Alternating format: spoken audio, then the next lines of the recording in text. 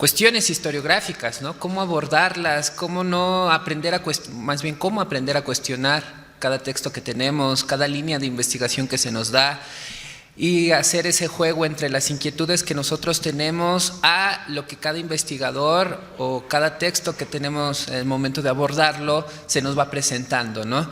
De hecho, ya siguiendo un poco la línea de la exposición, pues yo precisamente me centré en este punto, ¿no? Uno dice, bueno, ya se recibe como licenciado y uno ya tiene, se piensa que tiene como la total tranquilidad del mundo, y te das cuenta que no, esto no se acaba, ¿no? Es una cuestión de estar picando piedras, investigar, preguntarse, cuestionarse. Es algo que ya no lo puedes dejar, ¿no? Ya se vuelve un vicio, ¿no? Entonces, en este momento, cuando se hacía la invitación para el coloquio de Duverger, pues yo me quedé así de, bueno, ¿y yo qué voy a decir, no? O sea, yo estoy muy chiquito, entonces pues no voy a encontrar algo, ¿no? Sobre todo en ese momento decían Duverger era el monstruo que ayer lo destazábamos, ¿no? Lo sacrificábamos ahora, ¿no? Entonces, de hecho, la obra esta de La Flor Letal, como son de sus primeras obras, hay una masa deforme de citas y cosas de reflexión que yo decía, bueno, Dios, ¿qué voy a hacer, no? Entonces, ya después entrado, después de haberme dado una vuelta ahí por la casa, descansar, dormir, etcétera, el Espíritu Santo me habló y entonces, me dijo lo que la doctora decía, abordar la cuestión de la retórica, de la comunicación, cómo es que se percibe este texto de Duverger, cómo se existe esta recepción de nosotros, o por lo menos en mi caso, cómo yo recibo esta obra, y a partir de estos elementos de retórica, que también él en ciertos momentos lo sabe todo de retórica, lo sabe todo de física, lo sabe todo de química, pero al momento de desmenuzarlo, pues nos vamos dando cuenta que no es así, ¿no? Entonces, me voy a permitir, son unas cuantas cuartillas chiquitas, entonces para que sea con mayor solidez la reflexión, ¿no? Dice, parece ser que el tema del sacrificio humano, así como el de la sexualidad, se han entronado como vetas máximas dentro de la investigación histórica. Puede que el sacrificio lleve la delantera, ya que casi todos hemos podido, por lo menos una vez en nuestra vida, tener la dichosa oportunidad de disfrutar los placeres que las relaciones sexuales provocan en nuestro cuerpo. Y pocos, que si no ninguno de los que estamos hoy presentes, hemos practicado el sacrificio en alguna alma caritativa que done su cuerpo en pos de la experiencia sensitiva de tal acción. Es por ello que a falta de dicha praxis, la única forma que nos queda es la de la representación y la reflexión escriturística. Mi participación se centrará en hacer algunas observaciones y comentarios que me surgieron al momento de leer la obra de Duverger, La Flor Letal. Soy partícipe de la idea, como sé que muchos de los que estamos aquí presentes, que no puede existir una obra que intente ser elaborada, pensada, ni tratada como la verdad última de las cosas. Si comulgamos en que toda civilización se acopla a su tiempo y espacio, es justo creer que los saberes que se producen en ella también lo hacen. Este pensamiento debe de cobrar mayor fuerza al momento de dialogar con los conocimientos y tradiciones de sociedades tan alejadas a la nuestra. Y cuando de la civilización azteca se refiere, tenemos que ser más quisquillosos. Parto del siguiente postulado. Toda noción o idea que se tenga de un acontecimiento, hecho o proceso, en tanto que éste pasa a pertenecer a un circuito comunicativo, el habla, la escritura, la pintura, la interpretación e intencionalidad de la información que se dé de tal deberá de cumplir con los estamentos de codificación, emisión y recepción correspondientes a la época en la que se quiera formar un tipo de conocimiento. Dicho con otras palabras, todo conocimiento, en tanto que pertenece a un tipo de comunicación determinada, creará su propia noción de los hechos y eventos acontecidos a lo largo de la historia, según quien emita dicho mensaje. Pensar desde esta perspectiva la labor histórica me coloca en una posición donde puedo decir que mi intención no está centrada en la ontología de las cosas. Aquí es distinto. No me interesa saber si Duverger alcanza a recuperar la esencia o el ser en sí de lo que significó el sacrificio humano para los aztecas, como él dice lograr hacerlo, y lo dice en una cita de la página 14. Y he tratado de comprender cómo y por qué el sacrificio humano funcionó eficazmente y sirvió de motor al desarrollo de la civilización azteca. Hasta en cursivas pone eficazmente, ¿no? O sea, él está seguro de que lo comprendió, ¿no? Sino más bien, en tanto que tomo su texto como comunicación, lo que me interesa saber es la manera en que se hace apoyar de otras comunicaciones y saberes para así poder construir el significado e intención de su investigación. Resumiendo, lo que me llama mi atención es la manera en cómo es que se construye un conocimiento determinado. Y para ello solamente son 3 puntos. El primero va a ser la responsabilidad de lo comunicado. Duverger nos dice en su introducción: a instancia de los españoles, los indios copiaron ciertos manuscritos figurativos originales que aún estaban en su poder. Unas veces los compusieron de memoria, otras, inspirándose en diversas fuentes, pintaron manuscritos inéditos con fines didácticos. Mi primer punto de análisis se centra en la forma en que Duverger nos explica el proceso por el cual los cronistas se allegan de información para poder hablar de los acontecimientos previos a su llegada. Como podemos darnos cuenta, existe una predeterminación, selección y condicionamiento de los hechos y sucesos de los que se quiere saber. Entonces, vemos que tanto la información como el conocimiento que se obtiene de una comunicación no puede ser tratado como algo puro, sin mancha, ya sea a través de la fuerza, la conquista, de la educación, estos informantes de Sahagún, o por una realidad escriturística a través de las crónicas. Aquello que se solicita decir siempre está atravesado por un filtro cognitivo, y este punto es el que menos encuentro entre los ejemplos vastos que Duverger cita in extenso en su texto. Es más, tan centrado está en hacer ver que el sacrificio humano tuvo vital importancia dentro de la sociedad azteca, que en varias ocasiones asemeja el conocimiento indígena con el europeo. Y lo dice así: los aztecas eran expertos retóricos. En toda ocasión, los de mayor edad pronunciaban interminables discursos llenos de apotegmas y de floridas metáforas. Impresionados por la elegancia de sus palabras, los letrados españoles recopilaron en lengua náhuatl los modelos del género. O sea, tanto los españoles estaban ávidos de la lengua náhuatl como los indígenas de la lengua española, ¿no? Uno de los grandes problemas que se tiene al momento de querer recrear la noción de un suceso histórico está presente en el ámbito de las prácticas. Pareciera ser que, y se entiende por el contexto al que se adscribe la obra analizada, y la doctora Alba Pastor ya nos dio un buen concentrado de ello, pareciera ser que una investigación histórica en aquellos tiempos, en el entendido de Duverger, era aquella que contaba con el mayor número de fuentes citadas, las cuales dibujarían un esquema casi perfecto para poder hacer ver que se había llegado a la verdad última de la práctica en cuestión.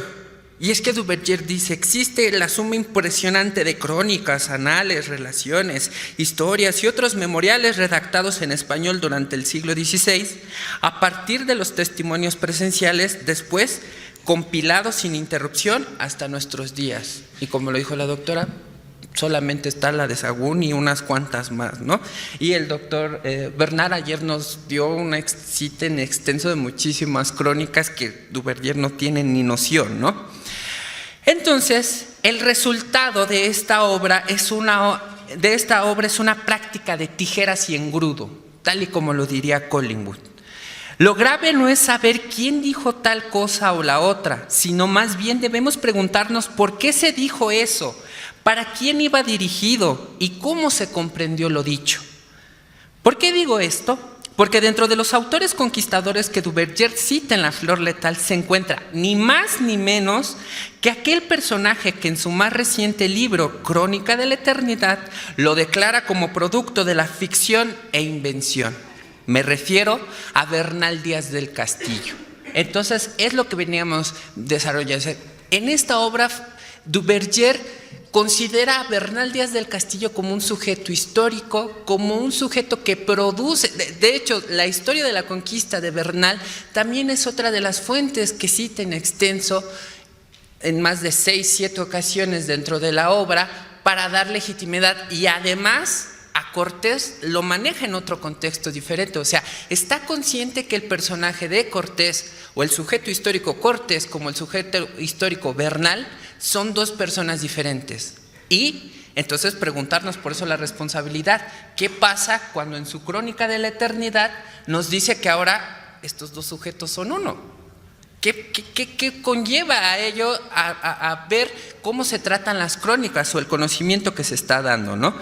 Entonces considero que al momento de reflexionar, lo que ahora pertenece ya a un circuito comunicativo nos ayuda a poner al día nuestras herramientas epistemológicas y así permitir que todo lo antes que se tomaba como verdad pueda ser puesto dentro de una reflexión. De allí, el segundo punto es el de la gestualidad, economía física o elemento retórico.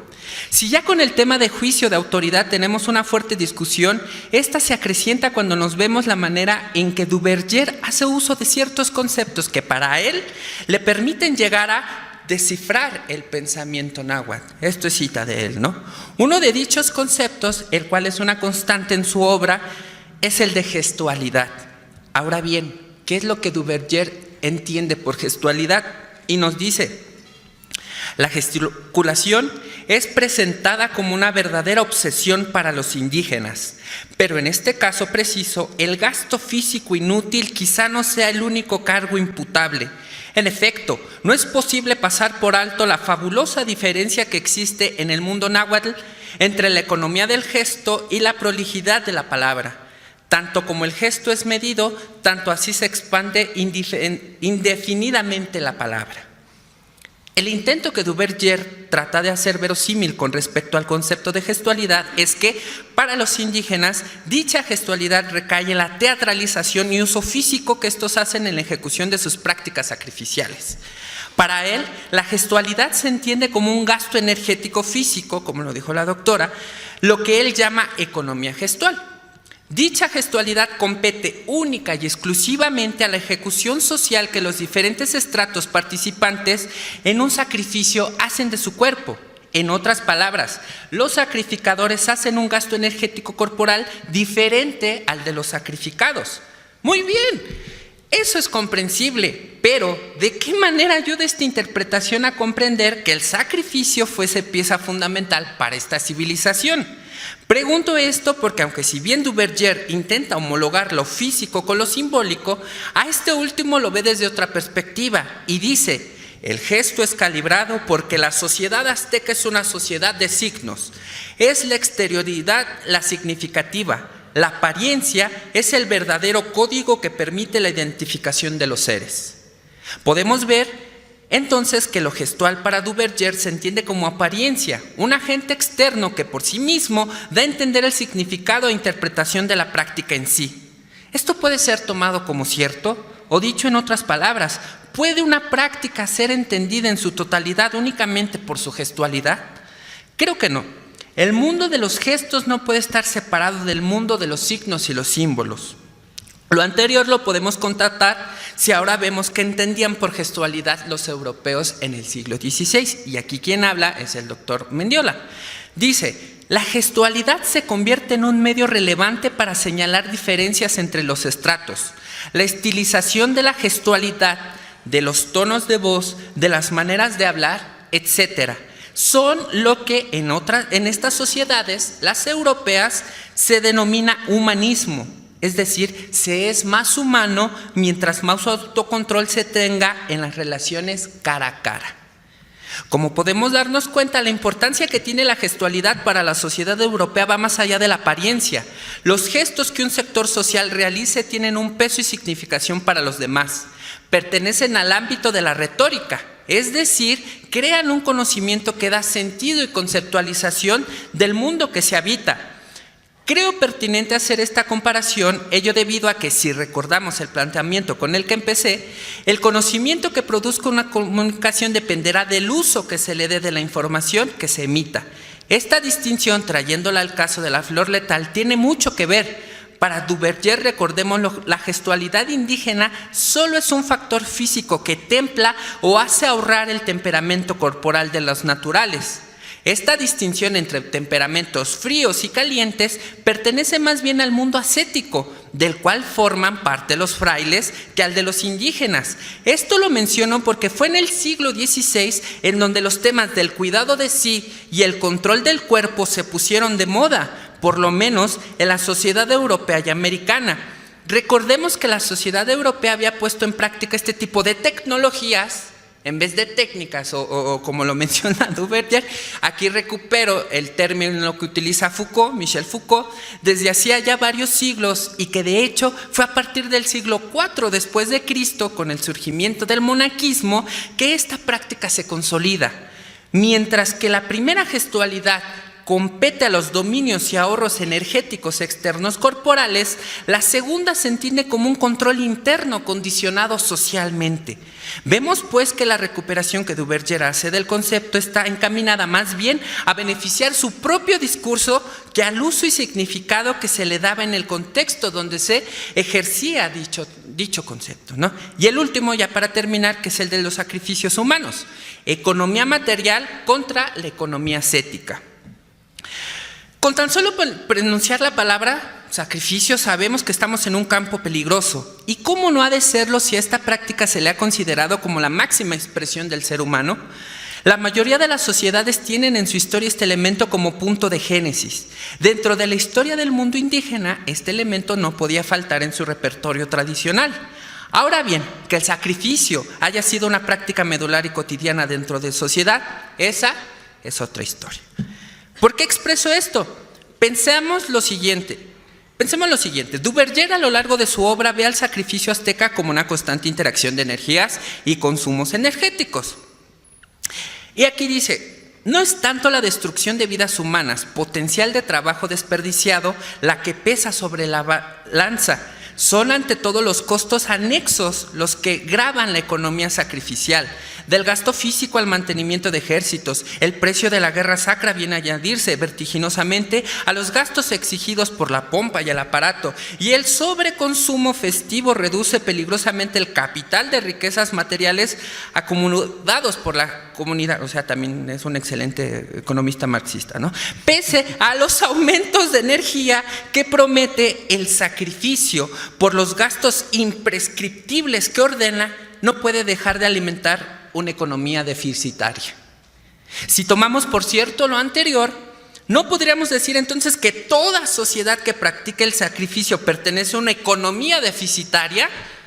Eso no sería algo nuevo, ni tampoco algo que permite entender la importancia que esta práctica tiene para la sociedad indígena. Se gasta más para la petición que en la obtención de favores. Los dioses aztecas quedan interpretados como deidades avaras que se hacen de oídos sordos ante las libaciones de sus feligreses, logran ofrecerles sin importar el precio que tengan que pagar. Pareciera ser que toda sociedad, cuando recurre a la práctica del sacrificio, está dando muestras de que está pasando por una fuerte crisis, que ya no es posible por sus propios medios de sostenerse a sí misma. Signos apocalípticos que marcan su desaparición y total transformación. Y no era este el mismo contexto por el cual estaba pasando la cristiandad desde la época de las cruzadas. Elementos materiales y económicos envuelven el mundo simbólico del sacrificio realizado por Jesucristo: el Santo Grial, recuperar la Tierra Santa, la creación de órdenes religiosas, etc. Toda una serie de dispositivos, tal y como los entiende Foucault, que estarán cargados de símbolos y significados, los cuales tendrán la relevancia social. Ahora bien, ese sentido económico sacrificial que tanto pondera Duverger en su texto no está bien encaminado. El sentido de economía que encontramos en el contexto del siglo XVI no es el mismo al que la modernidad le da, o al que por lo menos Duverger se ascribe. No es una cuestión material, esto es acumulativa o deficitaria, sino de contención y represión. Los sacrificios narrados por los cronistas no se interesan en su totalidad por las cuestiones materiales y de ornamentación que los indios hacen de sus prácticas. Más bien, parece ser una economía corporal lo que llama su atención. Dicha economía corporal surge, si ponemos atención, a la manera en que conquistadores, pero sobre todo eclesiásticos, hacen tanto de los cuerpos sacrificados como de quienes sacrifican. Es comprensible que Duverger se interese por el ostento material que los indígenas dicen procurar al momento de llevar a cabo sus prácticas. Ello porque, desde su perspectiva, entre más elaborada y costosa sea su festividad, el desgaste económico dará razón a la importancia que esta sociedad da a sus sacrificios. Si lo pensamos de esta manera, el cometido de la flor letal tiene éxito. A mayor derroche económico y físico, mayor la importancia que una sociedad da a una práctica. Por lo tanto, en el imaginario indígena, el sacrificio es fundamental para esta cultura. Muy sencillo, ¿no?